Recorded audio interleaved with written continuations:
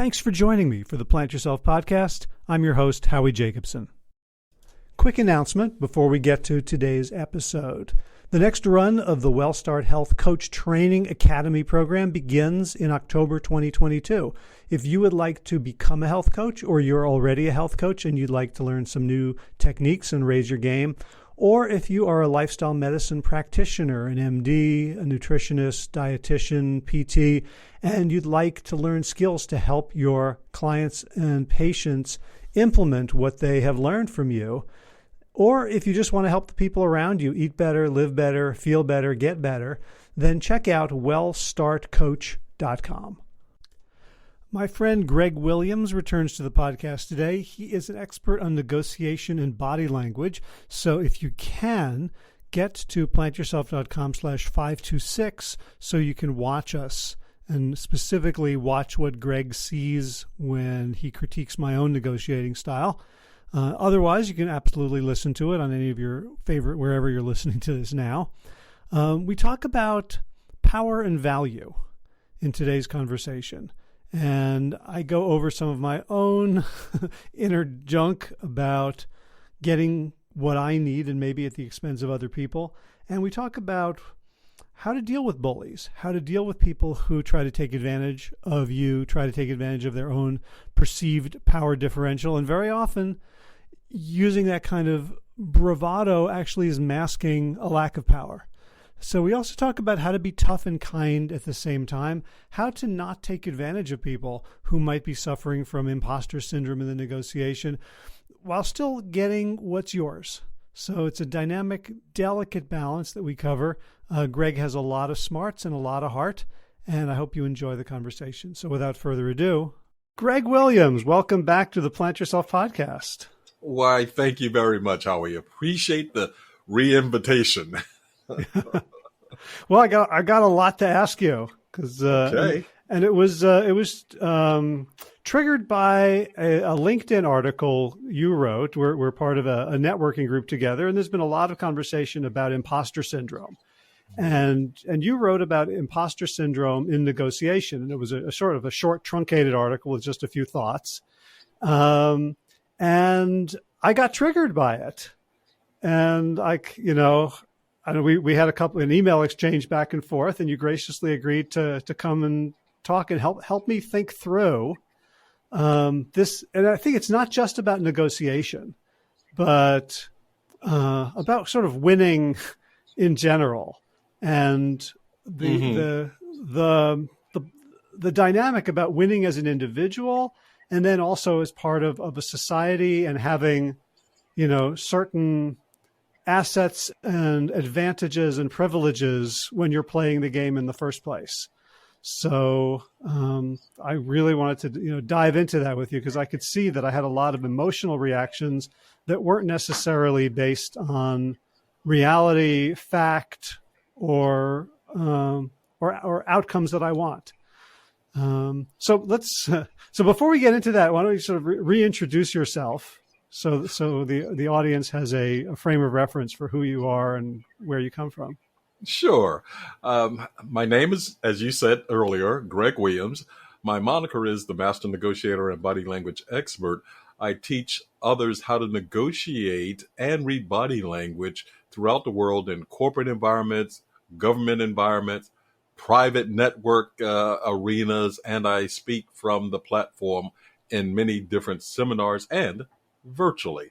And if we can really just jump right into this, I'll tell you, imposter syndrome is real. Now, it's also real from the perspective of how people look at whatever they term an imposter. Let me just ask you right up front. Give your definition of what imposter syndrome is. So I would say it's a thought process or a mental construct that arises when you are facing a challenge that you can objectively meet, and some part of you is saying, you can't do this. Who do you think you are? You've been lucky. You've been fooling people. You've been fooling yourself. Now you're going to get found out for the fraud that you are. Mm-hmm, mm-hmm. And that thought process then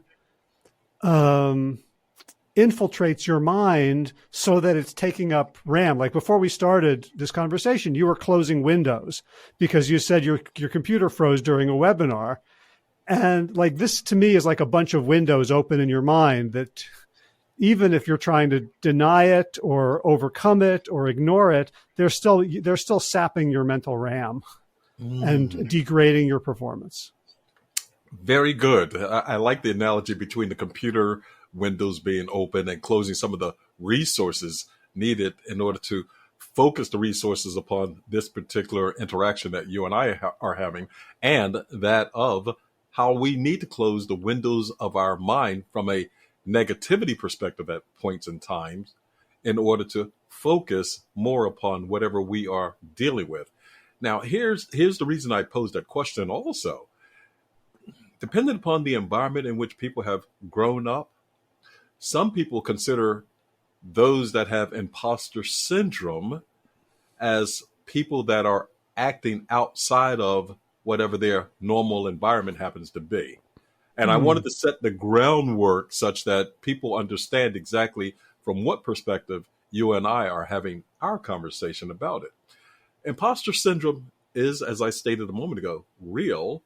And sometimes individuals that think they are not worthy of, good enough to be in a particular situation will act a certain way in a negotiation, especially dependent upon and based on their mindset. Their mindset becomes their, call it either worst enemy or something that prevents them from progressing the negotiation to the point that they might have been able to do so otherwise. In talking with a lot of, let's say, smaller business owners when negotiating with larger entities, that smaller business owner wants to make sure that he or she can get the best deal that they seek. But because they have this thought process that says, I can't negotiate against a Microsoft, I can't negotiate against an IBM because they have many more resources, that individual is already placing themselves at a disadvantage. The imposter syndrome is preventing them from talking about the value proposition that they have per what that IBM, what that Microsoft actually sees in them.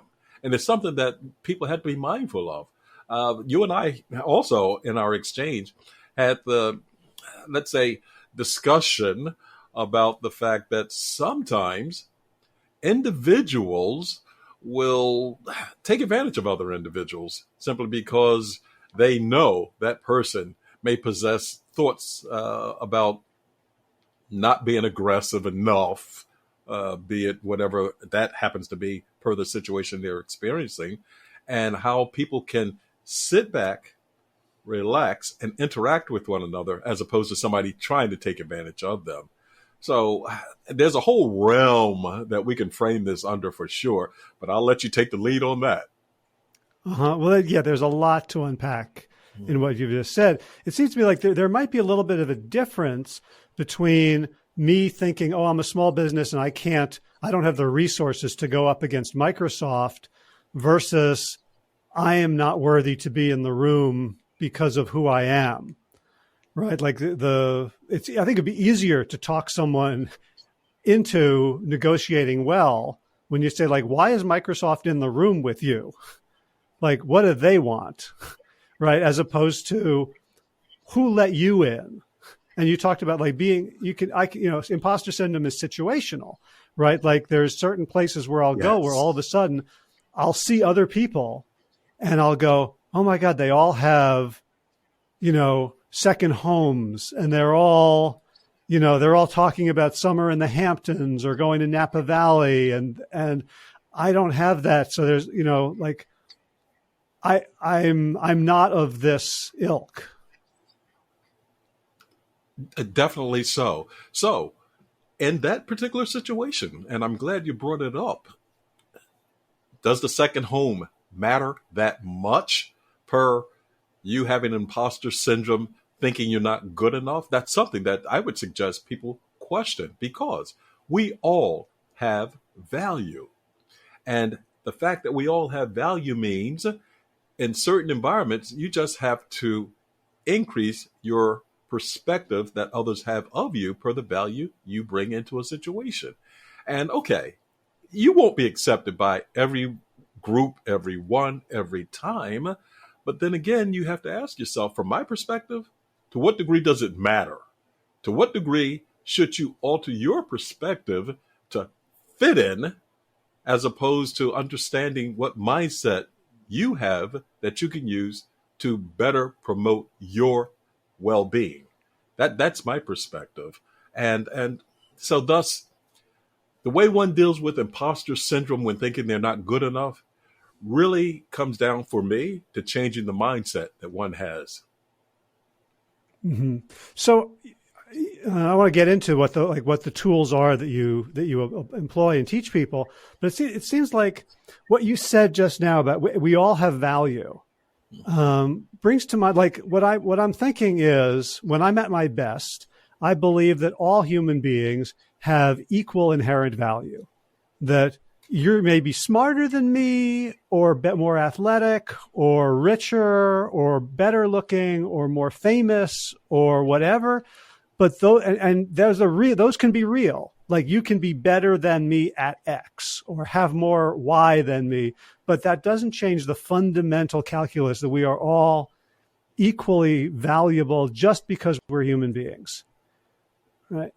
And therefore, the thought that, oh, that person is richer than me, or more famous, or more successful, or has a bestseller, or is a movie star, is a fundamental error that probably goes way back in our psychology to like early childhood, possibly.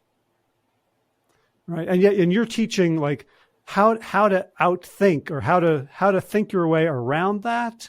Or so so one of the questions is like, is it apples and oranges? Like, are you teaching thinking tools around what's basically a psychological problem? And I'm curious for you, to hear kind of your story personally, in addition to the tools and techniques. Well, it's interesting too. I love the way that you framed that perspective. I really do, because truth be known, Howie, I never really considered myself as teaching the mindset from an imposter syndrome perspective.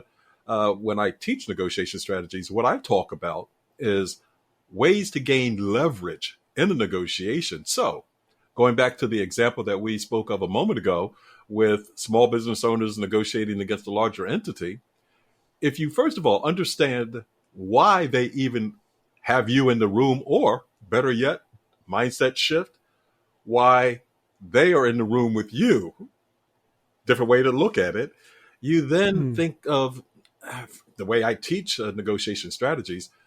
What is it that they need from you? Why are they talking to you?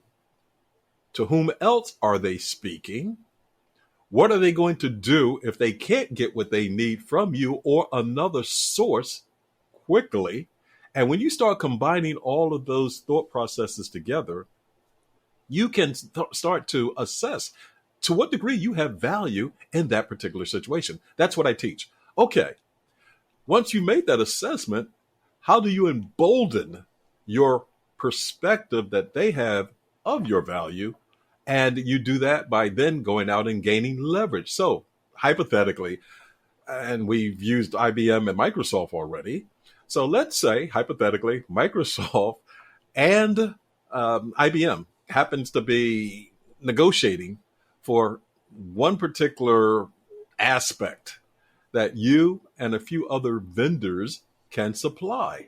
Well, right away, you have leverage, because, you have these two Goliaths fighting against one another, trying to position themselves such that they get what they need from you or a few other resources. One thing that you and those other resources could do is to combine your entities together such that, okay, look, you can get it from us. So I talk about how to use leverage to increase one's perspective of value, number one, and in so doing, increase the value perspective one has of themselves, be it a large entity or a single individual. So in some of the negotiations I've been involved in, one of the things that I can feel very strongly as like a gut, a body feeling is a fear of the deal falling apart. And so in my mind, anything I do, a counter offer or a rejection or a hesitation or an objection to a point they're making, all feels like life or death risky. Because in that moment, the deal in front of me somehow takes on the proxy of my entire life, even though it's not, even though it's a negotiation for a car or, how much I'm going to get paid for a project. It's like there's part of me that I can feel that all of your words make sense and they're terrifying. Well, you know what? How do you help people think about that? Well, I was going to say once again, and you hit upon the exact key factor that one always had to be mindful of before entering into a negotiation, and it is your mindset. What type of mindset will you take into that negotiation? And the reason I said the type of mindset you will take into that negotiation is because we all have different perspectives about different environments in which we participate. So the question I would then suggest you consider, first of all, is number one, reality says if you don't get that car, life will continue for you. It is not the end all. And recognize and embrace that as a realism. The world is not going to crumble for you simply because you don't get that car. You can go to other sources to obtain a vehicle. Calm yourself with that thought process is what I would suggest, number one. Number two, before you enter into the environment, I suggest that people have mock negotiations. They have people on the opposite side and they interact with those individuals as though they were in the real negotiation in which they will participate later.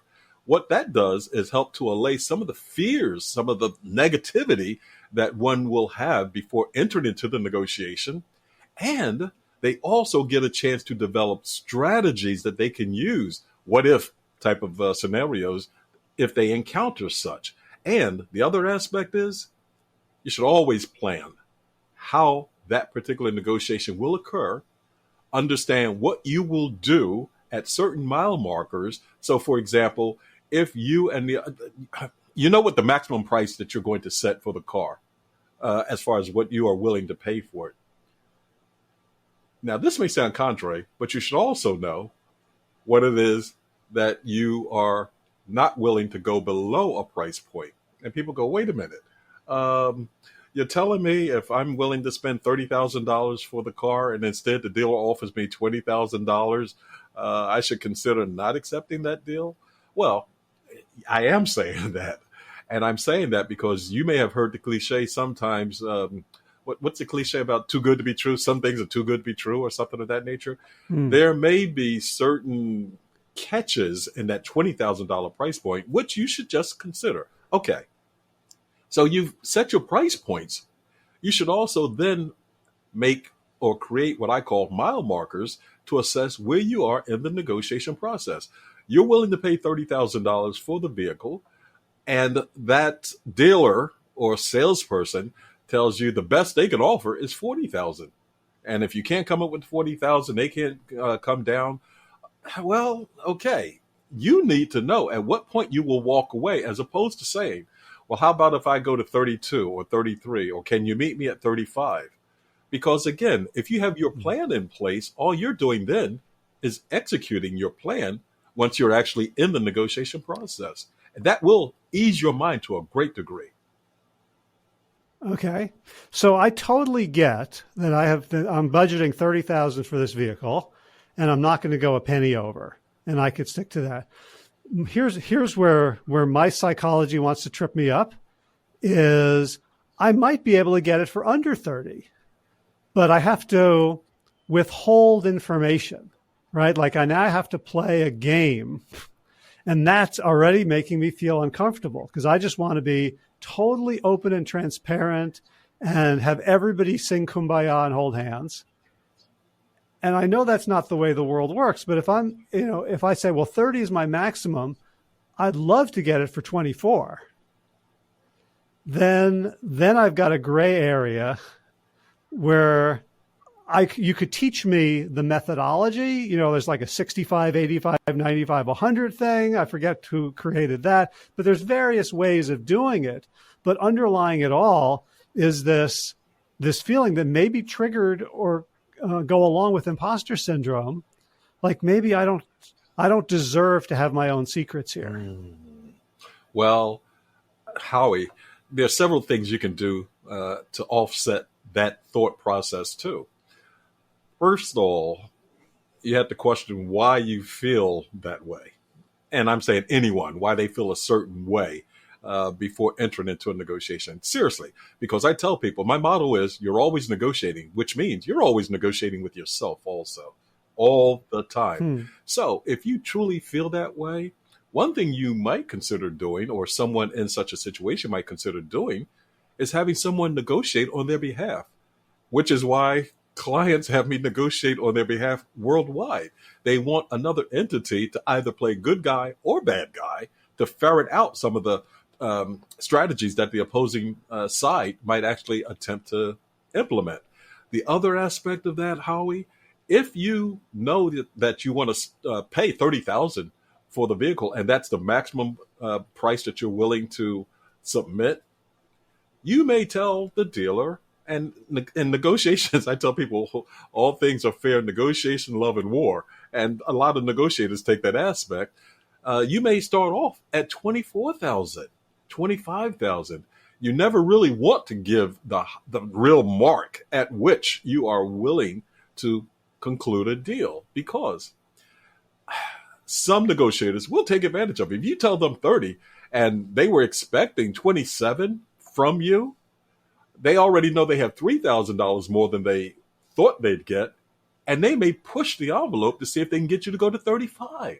So you always leave yourself wiggle room in a negotiation from which to negotiate. That's number one.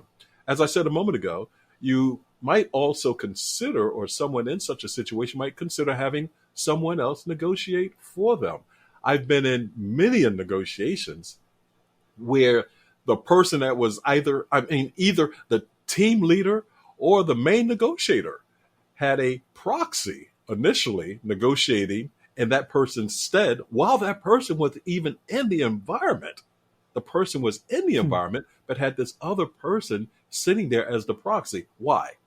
So that leader could actually get the information and insight about what that opposing side would try and do as far as the strategies they'd implement. Once you see that, you've heard this. Once you see that, you then know how to make counteroffers. You've heard many a times how a salesperson will say, well, let me go talk to my manager. It's a ploy that they're using. 9 times out of 10, they don't really go talk to anyone. What they want you to do is to sit there and think and wonder and give the impression that they're really trying to pull things towards your favor. In reality, as I said, they go back, they sit, they yada, yada, yada, and then they come back and they say, well, I have good news. My manager, my boss, my whatever said, I can't do 30,000, but I can come close. Now, if they don't give you a number, you don't want to say, well, can you do 32? That's something you just don't want to do, because you've given them something that they did not even ask for. Instead, you might want to say, well, how much better can you do? And they may come up and say, well, I could do 35. And you then can say, well, that's not good enough. Still not given a number. And notice the body language synchronization. That's not good enough. So body language plays a role in how we negotiate and to what degree we actually gather more insight about what it is that we are projecting and what it is that we are being perceived as projecting. Well, that's why I love talking to you about this, because I've studied negotiation as a theory.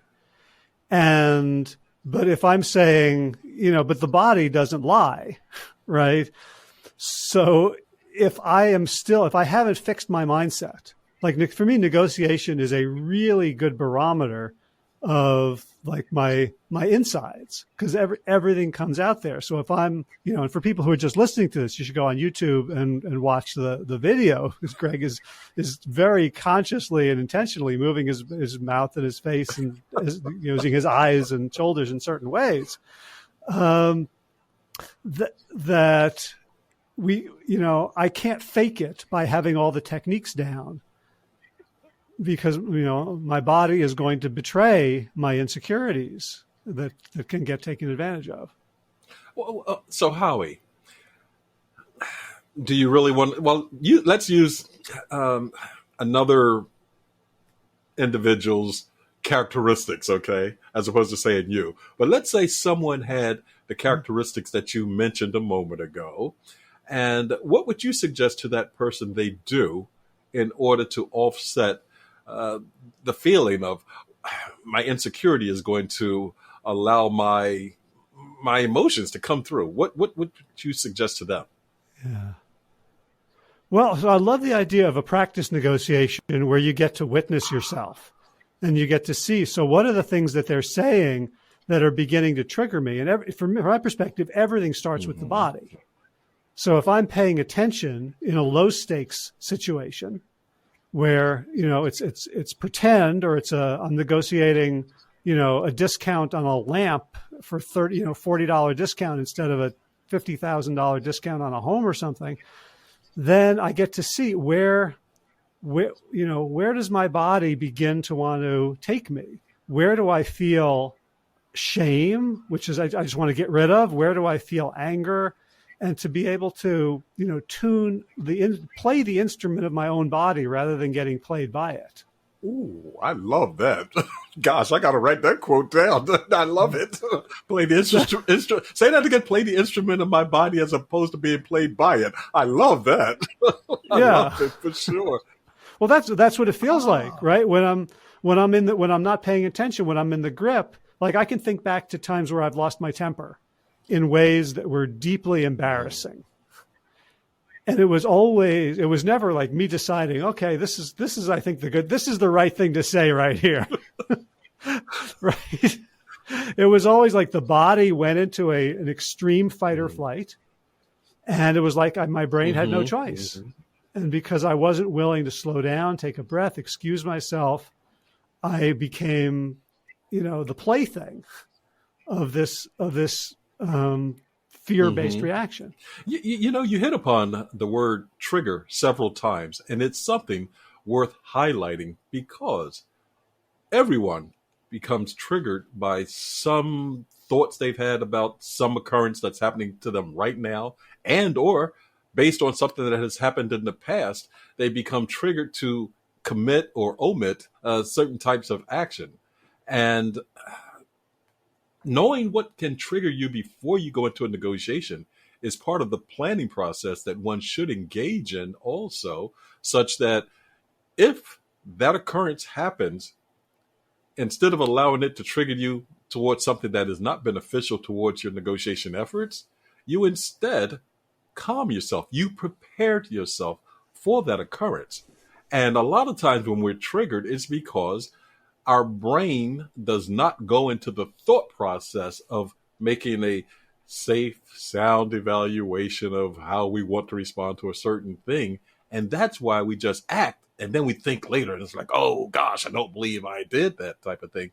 But triggering and thinking about what might trigger you is an aspect that occurs, that should occur when you're in the planning stages of the negotiation. And during the mock negotiation, you can actually have that individual that you are practicing with set triggers off in you such that you become prepared for them. That will also allow you to become a lot calmer during the negotiation, because you expect it to happen, to occur. And if it doesn't happen, okay, so what? It didn't happen, but it didn't affect the negotiation negatively for you either. Well, the way you're talking about it almost feels like negotiation is like a path towards like enlightenment. Like I could sit and meditate like all day long and just, become one with the universe. But as soon as someone steps on my toe, I'm like, you asshole. Right. Whereas like this is taking like, taking myself into the real world and saying like, because all triggers are basically fear triggers. Like something feels like a threat. And you're saying like the more you can be out in the world and not see, because these aren't real threats. This isn't someone holding a gun to your head. This isn't someone, trying to drown you underwater. These are psychological constructs that you're putting on a situation. And so to me, enlightenment might be seeing things as they really are, and therefore going through like extirpating your fears and false assumptions through this process. Well, I'll tell you what, you just gave me another quote. Negotiation is a path to enlightenment. And I love that too, for sure, because you may have heard the cliche that fear is the false expectation appearing real. And a lot of times we do have this perspective of why we are fearful of something, and it's based on what we've experienced in the past. Well, in reality, our mind does not know the difference between reality and that which is not reality. When we are asleep and we have dreams, what we dream feels as though it is our reality in the moment. And then we wake up and find out, oh, no, that was just a dream. Well, what would happen if we, before entering into a negotiation, we put ourselves into a frame of mind that stated whatever would serve us, what was beneficial to our negotiation efforts? If we put ourselves in that state of mind before entering into the negotiation, that becomes real. That becomes our reality. And I suggest then to that, if by chance one does not feel as though one is less than, one is going to experience these gut feelings based on a particular action that might occur in the negotiation, one is prepared for it. Excuse me, one is prepared for it, and then one can actually adjust better in the negotiation because one has allayed those potential fears and allowed them not to rise up to the point of creating inaction or the wrong action in them. So as I hear that, I'm thinking back to one of my worst ever negotiations, which was, I want to say 15, 16 years ago, something like that, probably a little bit more than that. And it was someone, I'd attended a conference and someone gave a talk about, it was a business building conference, and he had a system for sale for $5,000. You'd get his binders and he was going to teach you how to do the thing. And I got excited in the heat of the moment, and I went and I bought it, and I put down a $1,500 deposit. A couple of weeks later, I get the binders, and I'm like, you know what? This is not really for me. And so I called him up and said, this isn't for me. I think I'd like to send them back and get a refund. And he said, well, I think you're the kind of guy who honors his commitments, aren't you? And I'm like, yes, I am. And it ended up like I felt so slimed afterwards. But in the moment, like the only thing that mattered to me was getting his approval. And I feel like he took advantage. He was a very soft-spoken, sweet-seeming guy, but I was in the tank with a shark. And he was, the shark was wearing a Mother Teresa mask. So I did not realize it. But he was very good at sensing my weakness. And, you've written Negotiating with the Bully, and that's not typically how we think of bullies acting. But looking back now, I feel totally bullied by this person preying on my need for him to think I was a good person. Yeah, well, first of all, there are several factors that were at play there. If you felt strongly enough about having those binders returned, you may have considered ignoring his statements altogether. No, not you. We only allow things to happen to us that we wish to happen to us. Okay? And I say that simply to say we are in control of our own environment. Worst case scenario, you could have said to him, or one might have said to him, I appreciate your perspective.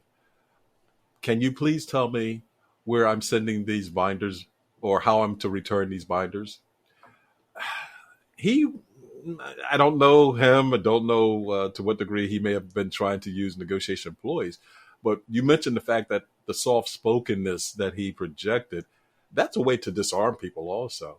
Well, and you said he started off with Yeah. the question, something like, you are a person that abides by your agreements, right? He was setting you up right at that point. It's like, well, of course I am, Yeah. type of thing. And you might have, from a negotiation perspective, said, well, yes, that's true. And then went right back to your position. And can you tell me where I can send these binders to get a refund? Or can you tell me the process to get a refund? Uh-huh. So just Yeah, don't take the bait. exactly, because I was getting ready to go with the shark analogy that you mentioned a moment ago. Don't even become shark bait at all. Don't become shark bait. Again, Uh-huh. before you enter into a negotiation, you know what the outcome is that you're seeking. You assess what might occur that may disrupt the flow of the negotiation, that may prevent you from reaching your end goal, and how you're going to come about obtaining that goal if those disruptions do occur. So with him saying, again, well, you're the type of person that abides by your agreement, in theory, some people may have said, well, can you tell me how I can return these products? Not even addressing the statement that he made. Just jump right over it, you know? Yeah. But it takes a certain type of negotiation demeanor to actually project what is needed to reach the goal. Right. And then for me, it would have, like, at that point in my life, I was not nearly as self-aware as I am now about, a coping mechanism that I have is to be the one approved of. Right. For that, like for me to feel safe has traditionally required everyone to like me. Right. So to understanding that, I can then see, oh, this is what's happening. I'm getting this feeling in my body that means I'm in danger of not being liked. Now I get to choose what to do with that. Well, Howie. Right. So I might say back, absolutely. And you're the sort of person who only wants to do a fair deal where you're getting paid for the value you provide. That is right? one perspective from which you could actually offer a rebuttal. How about this? You learned from that lesson, as you just stated a moment ago. If one had the type of background that you spoke of, and they put themselves into different negotiation scenarios from which they could continuously build this new persona that they wanted to project over an extended period of time, they would become different in different negotiations. And that's another reason why I tell people my motto is you're always negotiating. And as I said earlier, even with yourself, you have to have that proper mindset that says, I will go after my goal. Now, do I compromise? Of course, I will compromise. To what degree then becomes the question. And if you practice negotiations by just observing how you engage throughout your day, you will observe how you're negotiating with people, how you're interacting with other individuals, and what type of strategies you're using, because we constantly use negotiation strategies throughout our whole day. Someone says, how's your day? Well, they're asking about your experiences to that point. You choose to say, good, bad, well, let me tell you what happened to me, et cetera, et cetera, et cetera, which then shapes ever so slightly their perspective of you. And okay, so somebody says, how's your day? Yeah. Are they interested? Are they not interested? What body language gestures goes along with that? We take all of that in, and it then impacts how we interact with individuals after that occurrence. So we have to be mindful of how we are actually going through our day, even from a negotiation perspective, and the fact that you're always negotiating. What you do today in this moment impacts the next particular moment, the next day, the day after that, et cetera, et cetera, et cetera, because we're constantly building upon a foundation that we create from whatever point we want to recognize such occurring. So what comes to me there is a little concern about, when do I get to be authentically me if I'm always projecting an air in which I'm trying to achieve Are you outcomes? authentic when you have a dream? I Is the would dream say real? yes. No. Okay, so you're being authentic when you're dreaming. The dream is not real. Wait a minute now. No, it's not an oxymoron. The point is, reality is what you choose to make it. And authenticity is what you choose it to be when you choose it to be. We all change. Our personalities, our personas change constantly. That does not necessarily have to mean that we're not being authentic. Again, it's the perspective that we have of ourselves based on the environment in which we find ourselves that we project certain personas. And there are many different facets of individuals that show themselves in different traits that we choose to exhibit based on the environment that we're in.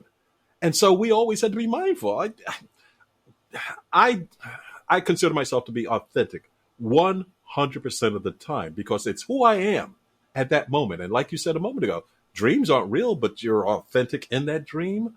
I always attempt to be very honest, open, and truthful. I'm accepting of all people. I'm willing to listen to someone's views and perspectives such that I can understand them better. Now, I may not agree with everyone, but I'm still being authentic because I am who I am, and the person I am to myself is the person that I project to others. Mm-hmm. Gotcha. So that the way I was thinking about authenticity is almost could be seen as a form of indulgence, where I'm just going to let my emotions run me and think of that as authentic, as opposed to if you asked me how my day went today, I could equally truthfully say it's been great and it's been kind of bad. And both of those could be true. But the question is who do I want to be? For sure. I'm sorry. And well, let me tell you something else that I just observed when you did that. And here's where body language comes into play. You said, I could truly say the day was good. You actually did that. And then you said, or I could say it was bad. Now, the shoulder hunch is usually a situation. It can be, first of all, from a body language perspective, never take one gesture as the meaning for the total being. You always look at a cluster of gestures to assess what's really occurring in someone's mind. So when you did like that and stated something in the positive, and this was like, shrugging it off type of thing, it was listen to the mindset that he's displaying right now. Listen to the mindset that he's displaying, meaning I'm watching what you're saying. And there was a momentary conflict with the actions of the body and the words. Nevertheless, you were still showing clarity about the mindset that you had at that particular moment. Right then, you were showing the clarity that you had, which was authentic. And that's what I'm suggesting, that we realize we are who we are at that moment. You and I are both members of 100 Coaches, and Marshall Goldsmith, who founded 100 Coaches, talks about living in the moment. And correct me if I misquote this or misstate this, but he also says in Buddhism, every moment is a new beginning or something of that nature. Did I get that right? Yeah, I think we there you go. With every breath. There you go. Exactly. So, were we authentic a moment ago? Are we authentic now? Oh, another moment has passed. Are we now authentic? I would suggest we are, simply because we are who we are at that particular moment. That is us. Who we wish to be is something that we can shape ourselves into becoming, at the same time respect who we are in that moment, because that is our true selves that we are displaying. If to nobody else, we're doing it to ourselves, for our well-being. That's my perspective. Hmm. Gotcha. So worrying about authenticity is a little bit of a red herring. I would suggest yes. And I'm glad you mentioned red herrings because a lot of times we create these red herrings to make ourselves feel better or to serve as a trigger towards something that we want to move towards or away from.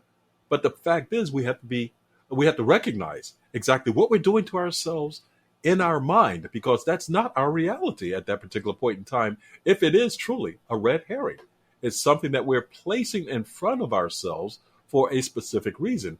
It would behoove us to understand what that reasoning is if we did a self analysis to dig deeper into our psyche such that we understand what is really motivating us at that moment in time and why is it doing so at that moment in time is what we would question. Well, you said twice now that we're always, negotiating with ourselves. And so if I'm negotiating with somebody else, my job is to learn as much about their motivation as possible. Like the more they talk, the more I learn. But I don't do that with myself. I just try to win, right? I don't it might be a useful negotiation tool to find out if I'm negotiating with myself, who am I talking to? What do they want? What are their fears? What are their desires? What makes them tick? And that's like another beautiful spiritual question. Let me suggest, yes, it is a very beautiful spiritual question. Let me suggest that we do this self-evaluation at our subconscious level. We're not sometimes aware of it, but we are. Okay, so how am I going to act in a particular situation? Before I walk into it is something that we think of at a conscious level, or we should anyway. But we've already started making those assessments before it even surfaces to our state of consciousness. So to the degree that we understand ourselves, we can place ourselves in a position to understand others better because some people may not have the same perspective that we have about a particular situation. And we need to make sure that we understand why we have the perspective, first of all, because in so doing, we then place ourselves in a position to better open ourselves to whatever thoughts they have. That doesn't mean we have to accept all of their thoughts and opinions and embrace them as our own, but at the same time, it allows us to be more mindful of the mindset that we are engaging ourselves in before we even engage with those individuals. So what comes to me is that you've written a lot about how to negotiate with a bully. And it feels like what you're telling us to do is to be the opposite of a bully, which to me is someone who knows themselves, who is in touch with their own humanity and therefore is sensitive enough to see other people's humanity, seeing that that's actually more powerful. That if when you can do that, there's no need for bullying. True. And at the same time, I'm going to flip that coin because seriously speaking, everyone that you will negotiate with will not have your best interest at heart. And when you are confronted with that type of individual, a real bullying type, you need to engage that person from their perspective. They're looking at you as a lamb. And if you allow them, they'll take you to slaughter. You do not wish that to occur. So you would actually combat them. And that's why negotiations can become messy at times. But again, know, in this case, the foe against whom you are negotiating. Know what type of bullying tactics they may use, what type of procedures and strategies they may attempt to employ in order to finesse you, if not just outright bully you into a certain position. And then you adopt a stance such that you can let them know, I'm not one to be bullied, even though you have a kind heart, even though you have a gentle persona. If you know you have that gentle persona and you're going to be going up against a bully, harden your core. You don't want to show that bully weakness because that bully will take weakness as a sign from which to attack you even more ferociously. And you don't want that to happen at all. So you adopt the persona based on the negotiation that you're entering into, I always take the perspective of win-win.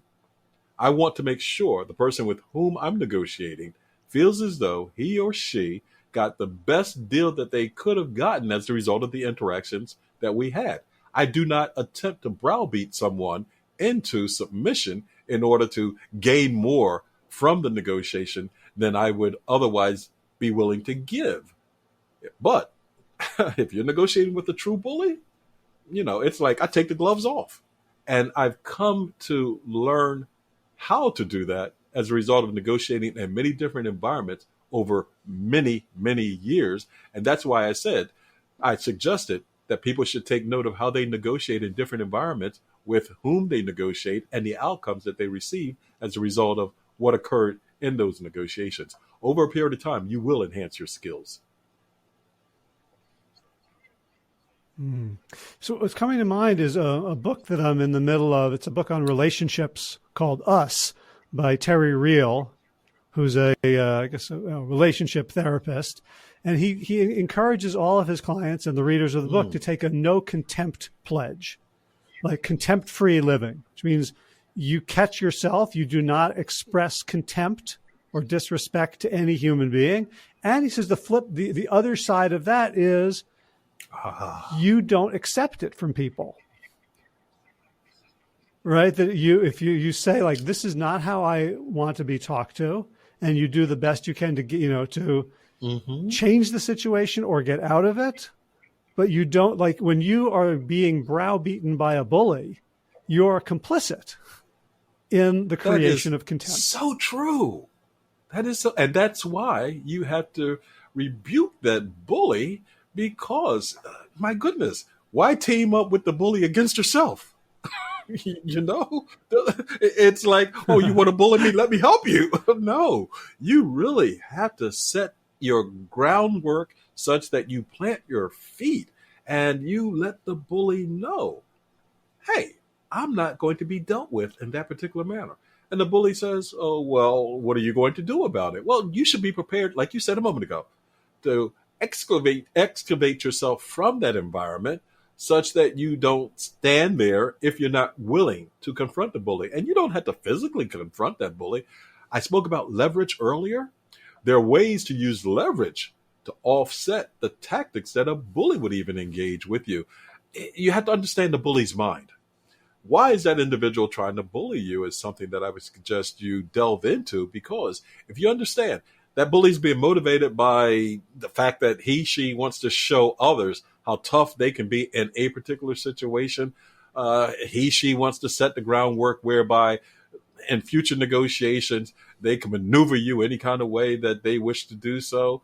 Understand that mindset. And one way to ask in certain situations is to simply come out and say, I feel like you're kind of trying to bully me right now. You can either then say, is that true? Or just leave it right there and see what type of feedback you get. Because in some cases, some people will actually say, oh, I'm sorry. That was not my intent. And words are one thing, actions are another. Then watch how they modify their actions after that. If they say, oh, that was not my intention, and then they continue with their bullying tactics, you can then try and assure them one more time, well, I'm still getting that feeling. Now, there's something else you should note. They may say, why do you have those feelings? That's someone that could be displaying concern about how you are feeling per their actions. And that's altogether different, ever so slightly, from the person that says, oh, that's not my intent. The person that goes that step further and says, well, exactly what am I doing that's making you feel that way? Maybe, and I say maybe because, boy, oh boy, oh boy, Howie, I've negotiated with some negotiators that are extremely tough, especially those in governments throughout the world, C-level people in corporations throughout the world, and they will use a ploy like that to even suck you in deeper. But you then watch what they do after that, after that, after that, after that, and you can then start to build a stream of steps that they're engaging in per their real intent. If you feel as though you do not wish to be in that environment, exit it. Never place yourself in an environment from a negotiation perspective where you feel as though you have to stay engaged simply because you want whatever outcome is being offered to you. A bully will then just drag you through all kinds of muck and make you feel slimy and so forth and so on. And in the end, you're like, oh, I got the deal I want or I wanted, but you won't feel good about yourself. And to thine self, I say, always be true. Mm. Beautiful. And the other thing that's coming up for me is I think I've had a perspective that me trying to get what I want and trying hard to get what I want is somehow disrespectful to others. But I think that's not true. And I was recently reading a book by Bill McKibben, who's an environmental activist who was talking about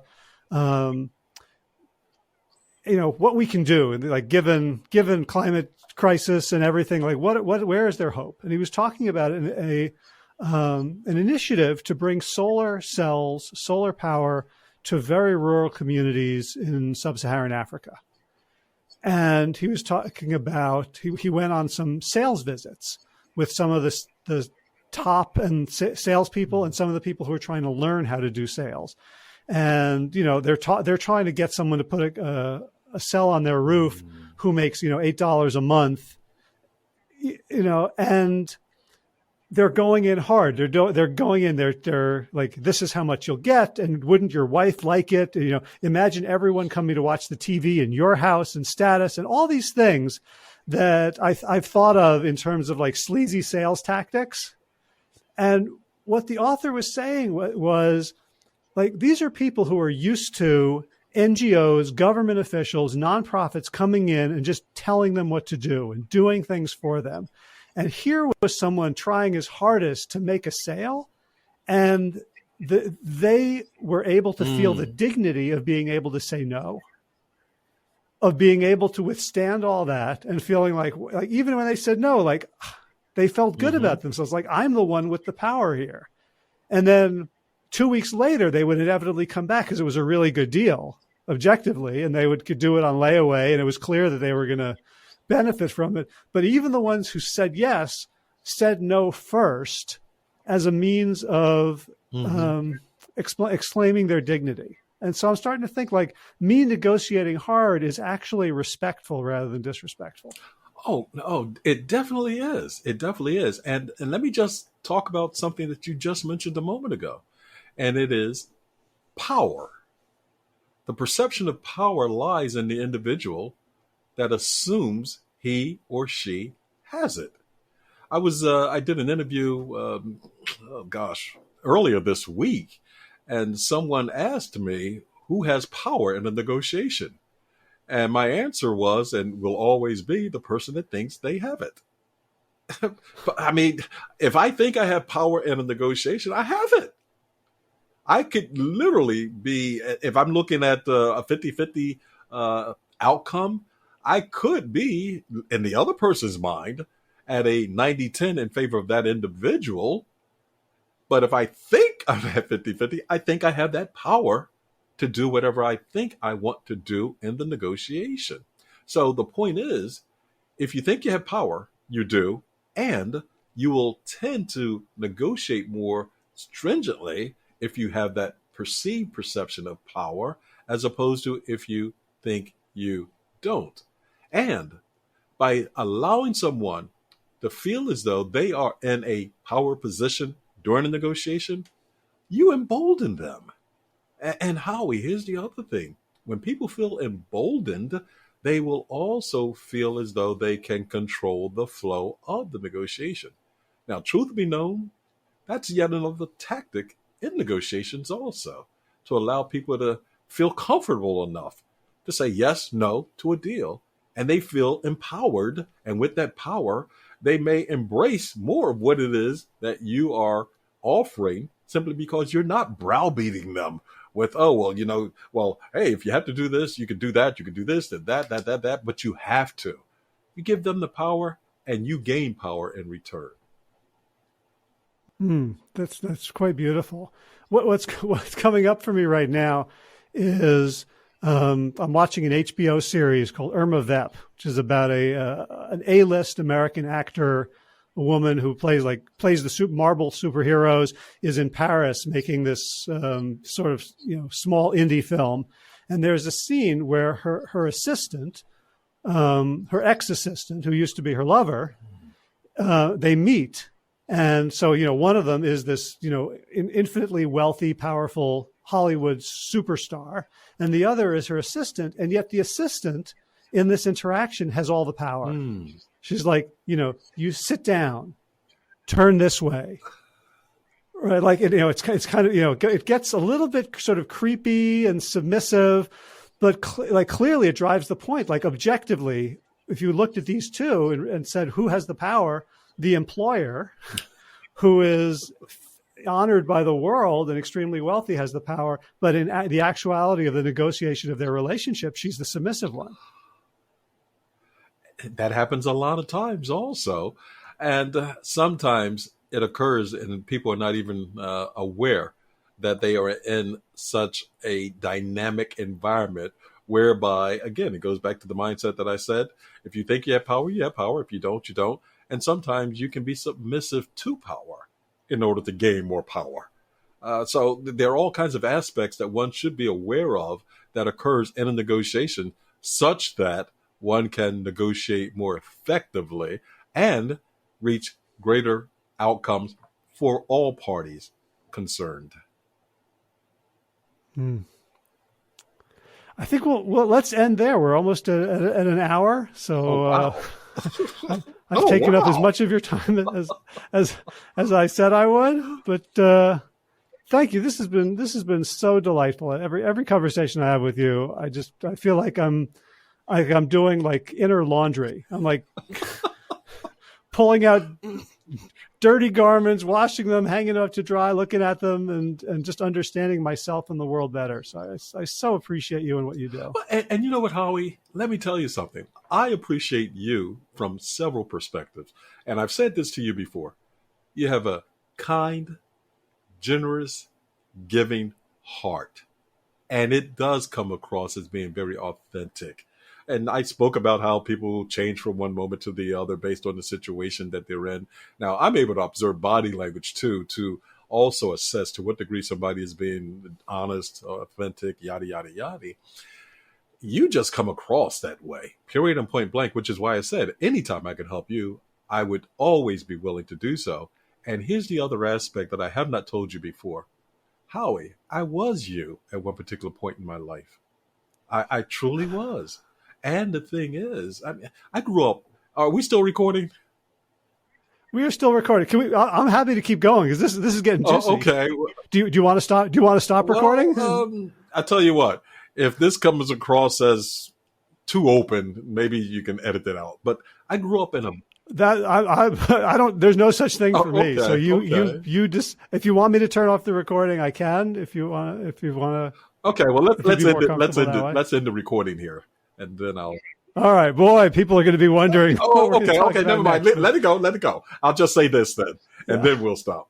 I grew up in a very impoverished environment, and I grew up in one where bullies were extremely prominent in all the environments I grew up in. By the time I was 13 years old, my family had moved to 13 different locations within probably a 2 or 3 mile radius of where we first started when I was. And where was this? Philadelphia. As a matter of fact. So you were in North Philly? There you go, North Philly. I was going to say, if you went to where I was a kid growing up, you wouldn't be able to see anything. I went to Temple. And that's where Temple is. That's right. Temple has taken up all of that space now. But what I was going to say was, growing up in that environment allowed me to learn some coping techniques. And one of the coping techniques I learned was not only how to negotiate better, because I was a small, thin, and skinny kid also. So the other kids would bully me, take my money. Sometimes they beat me up, to be quite frank with you.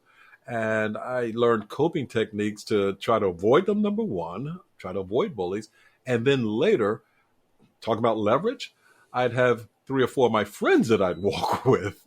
And that would just be like, oh, that's a larger mass. The bully's not going to attack me because I'm within a larger mass right now. And I simply say that to say, you being so authentic and open and honest, I naturally migrate towards you and people of your ilk simply because I was once that way. And I have a special place in my heart for people like that. I know you're the type of individual that I could enter into a deal with, not try to browbeat you, offer you the best deal by telling you, honestly, hey, Howie, you know what? Hey, this is the best I can do. And I know that you would not try to take advantage of me. And thus I would feel no need to have a shield with me. I'd completely bare my soul to you knowing, hey, this guy is going to be as honest with me as I am with him. And the more honest we are with one another, the faster we'll reach a deal. And the more likely it will be that it will stay together. The deal will stay together. We'll consummate whatever the covenants of the deal are. And I just say all of that to simply say, I love your personality type. You're a wholesome individual. You add value to the world, and it's value that's truly needed for who you are, Howie. Yes, in a negotiation, based on the outcomes you want, okay, change your demeanor. Other than that, Howie. Yeah, or just get someone like you to do it for me, to be part of my posse. There you go. And I'm always willing to be part of your posse for sure because of who you are. Other than that, my gosh, don't change a thing. I mean, let others emulate who you are because, man, oh man, you're really the salt of the earth for sure, my friend. Well, thank you. I'm going to take that in and let it water my soul. I really appreciate those water words. My soul. I love that. Okay. So I'm already thinking about the next conversation I want to have with you, which I'll just I'll sort of precede it a little bit and say it's about the legacies that we come from growing up. So you talk about, North Philly, skinny, poor, also black. And the potential, like when you said you have exactly as much power as you think you do, right? Like in our society, there are plenty of places in which you and I are assumed to have different degrees of power just because of the color of our skin. And I'm real curious. Let's not do it now because it's going to be another hour. But like, what is the way? How do you want white men to be allies in a world in which I'm also trying to win? Ooh, okay. This is going to be a great teaser for this coming attraction, as it were, and it is. So if you're willing to have that conversation, so. I'm looking forward to just the answer, and then we'll talk about how. The answer is show them the benefits of doing so. There's the teaser. Okay. I'll hit you up in about a month if that's all right. That's more than all right. Definitely so. Definitely so, Howie. Okay. Take care, my friend. And thank you for the invitation. And thank you for who you are. Well, and thank you for who you are and what you do and what you're helping me to do. You're more than welcome. I appreciate it very much. Take care, Howie. Okay, bye-bye. Oh, wait. Yes. Where can people find you? Oh, you know what? I said to myself, no. Let me tell you, that's interesting because I said to myself, I don't want this to turn into a promo type of thing. But yeah, you're right. Marshall says, if people don't know how to get a hold of you or you don't put yourself out there, you're not serving them. They can reach me at Greg, Greg, at themasternegotiator.com. They can also go to my website, and I have tons of free stuff there at master, MASTER, negotiator, NEGOTIATOR.com. And again, please, for anyone seeing this, go to my website. Just take all the free stuff that you can find there such that you can become a better negotiator and learn how to read body language in the process. And hey, I want to give as much as I possibly can to others such that others can give to those that they care about too. And this is the way we can do so. Thank you for that, Howie. Awesome. Yeah, I'm sorry, I almost forgot, but I'm glad because people who are listening to this are going to want what you have. And so themasternegotiator.com. You can find it all there. So, Greg, thanks again. It's so wonderful to have you in my life, and I look forward to many more conversations. Thank you, Howie, and we will for sure. Take care, my friend. All right, and again, plantyourself.com/526 to watch the video, to see the show notes, get links to Greg's website, to links to Greg's first appearance on Plant Yourself, and to links for his book, Negotiating with a Bully, Take Charge and Turn the Tables on People Trying to Push You Around. Okay, movement news. Went for a 4-mile run today, and my foot feels pretty good, so I'm hopeful. I've been doing a lot of spinning on this old Airdyne that my friend Gary lent me, but I really do miss the open road, and today felt good. When it gets a little cooler, I'm going to take the two-wheel Italian tractor out into the back meadow and make paths, and then follow it with a short clipping Toro regular push mower to see if I can't make maybe a quarter mile to half a mile running track in the backyard and through some trails, and that way I can stay off the road and still get my exercise. Garden news. Neighbor's garden, which I'm looking at right now off to the right, Jim said I could come and pick the last of the green beans and some cowpeas. And I just saw a drop of rain. I think we may have some thunderstorms. So that hopefully that'll cool things off, and I can go out there in maybe an hour after to reward myself after uploading this to all the podcast places. And Mia's got a fantastic recipe from this old South African cookbook for green bean fritters. And we've modified them to make them much healthier. And but they have a little bit of like turmeric and some curry stuff in them, and they're very savory and delicious. I think the trick is to sort of steam the green beans a little bit first so you don't have to kind of overcook them as patties. Other garden news, what are we getting now? The long beans, the giant Thai long beans that are like, 2 to 3 feet long, are coming in, and I think that we've about reached the point where that we can bring them in and they're going to dry as dried legumes. So looking forward to that. Basil's going gangbusters, and got some parsley, and which I used in a recipe with the last of the cucumbers. And I can see the grapes now. They're like these little, tiny little ball bearings, and hopefully the mylar ribbon and pie plates will keep the birds from feasting on them when they become ripe in about a month. Here's the rain. I don't know if you can hear it. Sweet. We could use this rain. All right, that's about it. All right, time for thanks. Thanks to Will Ridenauer for allowing me to use his beautiful song Sabali Dawn, The Dance of Peace. You can find more of Will's music at his website, willridenauer.com. And of course, thanks to all of you Plant Yourself podcast patrons.